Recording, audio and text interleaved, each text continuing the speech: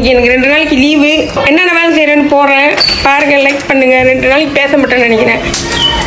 அந்த பாட்டியை காணும். நான் கண்ணு வச்சதுனால இருக்காங்களா இல்லையான்னு கூட தெரியல. வணக்கம், காலை வணக்கம் மக்களே. சொன்னது ஒன்று, ஆனால் நடந்தது வேற. நீங்கள் கடைசி வரைக்கும் பாருங்கள் என்ன நடந்துச்சுன்னு. இன்னைக்கு நான் ஜிஞ்சாரத்தை சுற்றி காட்ட போகிறேன் உங்களுக்குலாம். கண்டிப்பாக பாருங்கள்.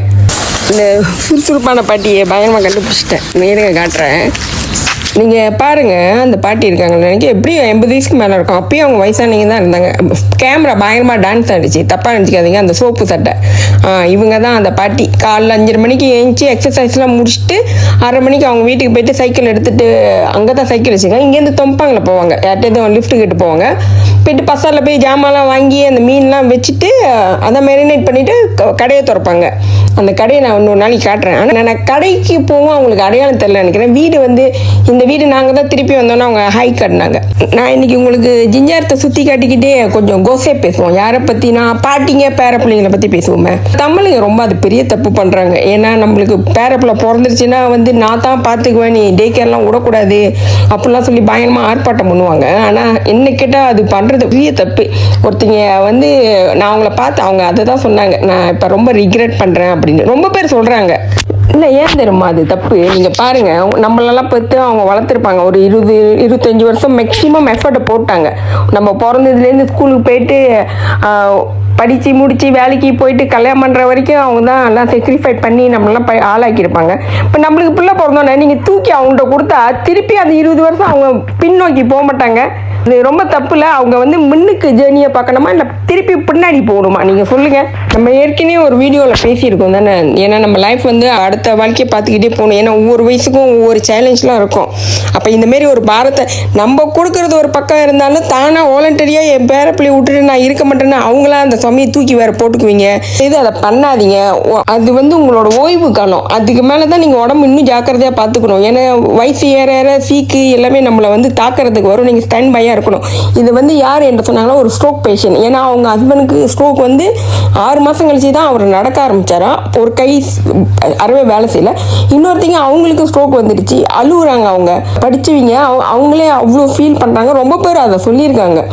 சம்டைம் அம்மாவே வாலண்டரியாக சொன்னாங்களா, பசங்களாம் தயவுசெய்து அவங்கள்ட்ட கொடுக்காதீங்க. எங்கேயாவது ஹாலிடே போகிறீங்கன்னா கொடுக்கலாம். ஏன்னா இப்போ டே கேரும் ரொம்ப பேர் பயப்படுறாங்க. இல்லைன்னா உங்கள் பிள்ளையை நீங்கள் தான் பார்த்துக்கணும்.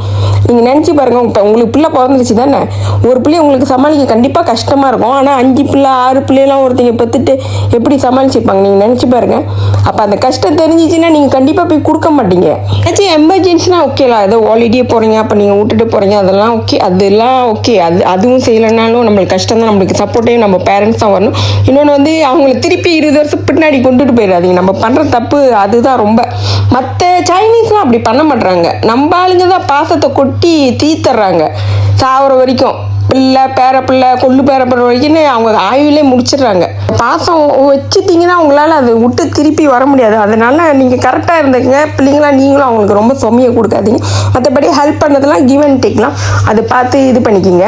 பின்னாடி ரோட்டை பார்ப்பீங்க. இப்போ தான் நான் யுகேஷில் பேசிட்டு வந்தேன். பசியாறு வாங்கலான்னு வந்தேன். வர வழியில் தான் சரி காடி தூரம் போட்டு உங்களுக்கு ஜிஞ்சாரத்தை சுற்றி காட்டலான்னு இருந்தேன். அந்த சைனீஸ் ஸ்கூல்லாம் பார்த்தா கரெக்டாக வந்துருச்சு பாருங்க. இந்த சைனீஸ் ஸ்கூலு இது சைனீஸ் ஸ்கூலு. ஆனால் சைனீஸ் பயங்கரமாக செலவு பண்ணி கட்டி வைப்பாங்க. கவர்மெண்ட் டிபெண்ட் பண்ண மாட்டாங்க. மலேசியாவில் கவர்மெண்ட் ஸ்கூலோட இந்த சைனீஸ் ஸ்கூல் தான் பயங்கரமாக இருக்கும். பாருங்கள், ரவுடி தாத்தா பாட்டிங்களாம் உங்களை ஹெல்மெட் கிடையாது. மலேசியாவில் கம்பல்சரி ஹெல்மெட் போடுறது. ஆனால் நீங்கள் பார்த்திங்க தானே, இப்படி தான் போவாங்க. ரவுடி தாத்தா ரவுடி பாட்டி. நம்ம பிள்ளைங்க கதை பேசுறதுனால இன்னும் 2-3 டாபிக் பேசுவோம். அப்போ போகிற கடையில் ஒரு சைனீஸ் இருப்பான். அவன் சிக்கன் ரைஸ் வைக்கணும், சாவடியாக இருக்கும் அவங்க உள்ள சிக்கன் ரைஸ். அவனுக்கு என்ன நல்லா தெரியும், எனக்கு அவனை தெரியாது. ஒரு டிப்பு அவன் தான் கேட்டான், நீ தானே மஸ்டா ஸ்பாட் காடி பாய்க்கிற அப்படின்னு கேட்டான். நானே முழித்தேன். அந்த காடி அப்போருந்து எங்களுக்கு அவனை தெரியும் நல்லா. ஸோ அவன் நல்ல ஃப்ரெண்டு தான். டிப்பு இந்த ஜிஞ்சார வீடை நாங்கள் ரெண்டல் விடுறதுக்கு கூட அவனை தான் கூட்டு காட்டியிருந்தோம். அப்போ தான் அவன் சொல்லியிருந்தான் அவனுக்கு 3 பிள்ளைங்களும் பிரச்சனை தானே. ஒட்டு இது என்னமோ அவனுக்கே என்னன்னு தெரியலன்னு சொன்னான்.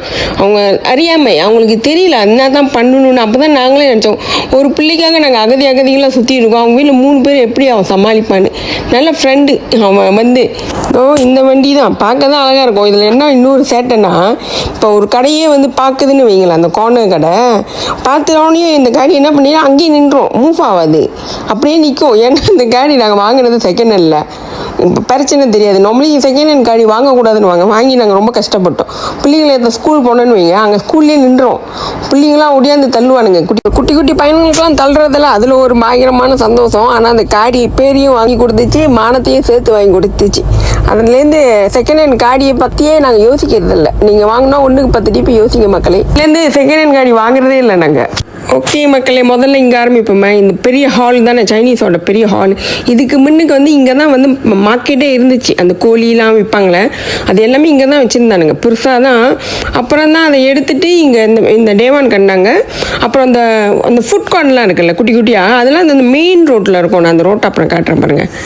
இதோ பாருங்கள், ரொம்ப காடியாக இருக்குது பாருங்கள் இந்த ரோட்டில். அங்கே தான் வந்து அந்த குட்டி குட்டி ஸ்டாலே இருந்துச்சு. அது ஒரு காலத்தில் இருந்துச்சு. இதோட லுக்கும் பண்டமாரானோட லுக்கும் ஒரே லுக்கில் தான் இருக்கும். இங்கேருந்து உள்ள கொய்த்தியோ கோரிங் பண்ணுறவங்க தான் அன்றைக்கி நான் போய் வாங்கி சாப்பிடுதலாம். இந்த மார்க்கெட்டு தான் இது. இங்கே வர முன்னுக்கு வந்து அங்கே தான் இருந்துச்சு. அந்த ஒரு பெரிய ஹால் இருக்கு, அங்கே தான் அது இருந்துச்சு. இந்த சாப்பாடு ஃபுட் கோர்ட்டும் அங்கே உள்ளது தான். இது சீத்தாப்பழம் ஜூஸு வாங்கினேன். அது நான் முன்ன சின்ன வயசுலலாம் டெய்லி பறித்து சாப்பிடுவோம். மேபி இப்போல்லாம் அதெல்லாம் வந்து பெரிய பொக்கிஷமாக இருக்குது. அப்போல்லாம் நாங்கள் சும்மா ரோட்டிலேயே பழுத்து கிடக்கும் அந்த பழம்லாம். இது வந்து சைனீஸோட ஹெர்பலோட திங்ஸ் விற்றுக்கிட்டு இருக்காங்க. apa sendiri tanam ke apa? Saya kerja tanaman. Mana? Kalau saya tak lebih punya tanam kayu. Okey. Begini dua. Ini Ini dengan ini. sama. நான் அந்த பாட்டிகிட்ட வேணுமே தான் கேட்டேன், உங்களுக்கு தெரியணும்னு. நீங்கள் வந்து வாங்கி விற்கிறீங்களா இல்லை சொந்தமாக நட்டு விற்கிறீங்களான்னு. நான் சொந்தமாக தானம் பண்ணி தான் விற்கிறேன் அப்படின்னு. ஏன்னா அவங்க கொஞ்சம் தான் இது நட்டு எடுத்துகிட்டு வந்து அங்கங்கே விற்றுக்குவாங்க. அந்த வயசானிங்க தான் முக்காசி வயசான பாட்டி தான் சுற்றி கடையில் வீடாக அப்புறம் இந்தமாரி பசாரில் போய்ட்டு பயங்கரமாக விற்றுக்கிட்டு இருப்பாங்க. சேட்டையாக தான் இருக்கும் அவங்க பண்ணுறதுலாம். இப்போ அடுத்தது வரும் பாரு ஸ்க்ரீனில் வந்து இதை பற்றி கொஞ்சம் ஷேர் பண்ணணும். இங்கே வந்து இவங்க இந்தோனேஷியனா என்னன்னு தெரியல, மலாயா இந்தோனேஷியனானு அங்கே என்னமோ எண்ணெய் மாரி விற்றுக்கிட்டு இருந்தாங்க. சரி அத்தைப்பட்டிக்கு வாங்கலாமேன்னு சொல்லி மொத்தம் தான். நீ எவ்வளோன்னு கேட்கறதுக்குள்ளே கையில் ஸ்ப்ரே எடுத்து அடிச்சுட்டான். அடித்த கையோட எனக்கு பயம் எடுத்துருச்சு. இடையில தான் ஒரு இஷ்யூ வந்துச்சு. என்னமோ தேத்து குத்துற இடத்துல வந்து ஸ்ப்ரே பண்ணோன்னா மயக்கமாயிட்டாங்கன்னு. இது பப்ளிக் தான், ஆனால் வந்து ஸ்ப்ரே பண்ணி உலான்னு கொஞ்சம் இடத்துல 150 வெள்ளின்னு சொல்லிட்டான். அது சின்ன பாட்டில் தான். இதுதான் லாஸ்ட் டேன்னு சொல்லி நீ ஒன்றை மட்டும் கொடுன்ட்டு வாங்கிக்கிட்டு வந்துட்டேன். தேத்தெல்லாம் குத்த போனால் பார்த்து போங்க மக்களே. நம்மளோட கெட்டைங்க நம்ம சுற்றி இருந்தா இருக்காங்க. Berapa nih? Pagi kakak murah, pagi ke sini ya kak mau nih. Ya, ini 150. Saya mau satu saja. Duit banyak jangan. இப்படி தான் மண்டே ஒரு ஜாமானு விற்றுருவாங்க. நிற்காமல் வந்துட்டா பரவாயில்ல. இதில் நாக்காளிலாம் போட்டான் உட்காந்துருந்தா நம்ம நிலைமை என்ன இருக்கும். அப்புறம் ஓகே மக்களே, முதல் நம்ம பேசணும். நம்ம அம்மா அப்பா ஏன் நம்ம பிள்ளைய பார்த்துக்க மாட்டாங்கன்னு வருத்தப்படாதீங்க. அது உங்களோட கடமை. அவங்களோட ஜேர்னியை வந்து முடிச்சுட்டு ஓய்வு காலத்துக்கு போயிட்டாங்க. சுமையை அவங்கள்ட்ட கொடுக்காதீங்க. இன்னொன்று வந்து பெரியவங்களே நீங்களும் வந்து அளவுக்கு மீறி பாஸ்தா கொடுக்குறேன்ட்டு நீங்களே திருப்பியும் 20 வருஷம் பேக் போயிடாதீங்க. உங்களோட ஓய்வு காலம் வந்து ரொம்ப பாதிக்கப்படும். பாதித்தாலும் பரவாயில்ல, உங்கள் ஹெல்த்தெல்லாம் நீங்கள் வந்து டேக் கேர் பண்ணிக்க முடியாது. உங்களுக்கு பெரிய பிரச்சனை வந்துடும். கடைசி காலத்தை வந்து நீங்கள் சந்தோஷமாக ஓட்டுங்க. புருஷனும் ஹஸ்பண்ட் அண்ட் ஒய்ஃபாக அவங்க எங்கேயாவது போகிறாங்க, எதுனாச்சும் ஹெல்ப்னா அதுமாரி பண்ணலாம். ஃபுல்லாக நீங்கள் அந்த சுமையை சுமந்தீங்களா இன்னும் உங்களுக்கு பழசாக திருப்பியும் நீங்கள் பேக் தான் போவீங்க. யோசிச்சு பாருங்கள். நான் சொல்கிறது நியாயமாக இருந்தால் மேபி இப்போ உள்ள பிள்ளைங்க நீங்கள் இதை பார்த்தீங்களா வந்து ஏற்றுக்கலன்னு சொல்லிட்டு கோவப்படாதீங்க. பார்த்துக்காதது அவங்க விருப்பம். உங்கள் சுமையை நீங்கள் தான் சுமக்கணும். அதனால வேறு ஆள் மேலே அந்த சுமையை இறக்கி வைக்காதீங்க.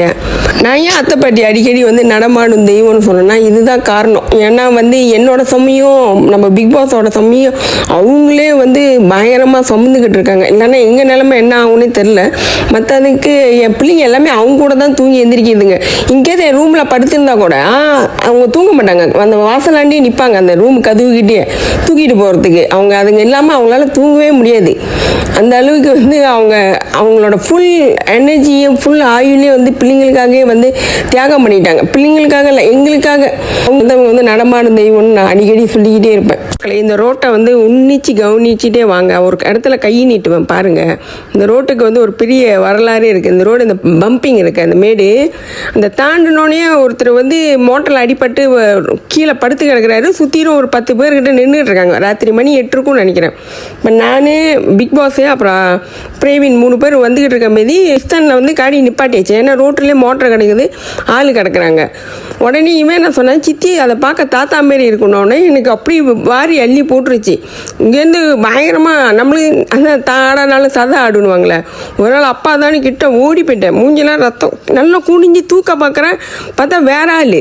அப்புறம் அப்படியே அழுவாச்சு நின்றுச்சு. ஆனால் தெரியாத மாதிரியா இருக்கும் முடியும். சரின்ட்டு சரியான தண்ணி ஆட்டுக்கு.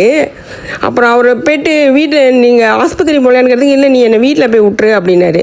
சரி வீடு எங்கன்னு கேட்டால் அவர் சூரில் இருக்கவும் சுற்றி அந்த ஜிஞ்சாரத்தையும் நாங்கள் ஃபுல்லாக சுற்றிட்டோம். சுற்றி அங்கே கொண்டு போய் அவங்க வீட்டில் இறக்குனா அவங்க வீட்டில் அவங்க அம்மாவும் யாரோ பார்த்துட்டு, ஏன் இங்கே கூட்டிகிட்டு வரீங்க, ஆஸ்பத்திரி கூட்டிகிட்டு போக தெரியாதானே எங்களை பிடிச்சி பேசுகிறாங்க. நாங்களே அங்கே இருந்தாலும் சரி தெரியாத மாதிரி விட முடியாது மனசனாச்சுன்னு எங்களை பிடிச்சி பேசுகிறாங்க. இப்போ எப்படி இருக்கும் பாருங்கள். இது ஒரு இன்சிடென்ட் நடந்துச்சு அங்கே. நான் அப்படியே அலறி அடித்து ஓடுறேன். அங்கே எல்லாம் சுற்றிலும் ஆர்வமாக பார்க்குறாங்க என்ன மாரி ஒரு சிச்சுவேஷன் அங்கே உருவாக போகுதுன்னு. கிட்ட தூக்க போகிறேன். அப்போ தான் பார்த்தா அது எங்கள் அப்பா இல்லை. ஏன்னா அங்கே தான் மல்லிகைப்பூ தோட்டம் வச்சுருந்தால. நான் பயந்துட்டேன். அங்கே தான் மோட்டரில் போயிட்டு வருவார். இது ஒன்று நடந்துச்சு எங்களுக்கு லைஃப்பில்.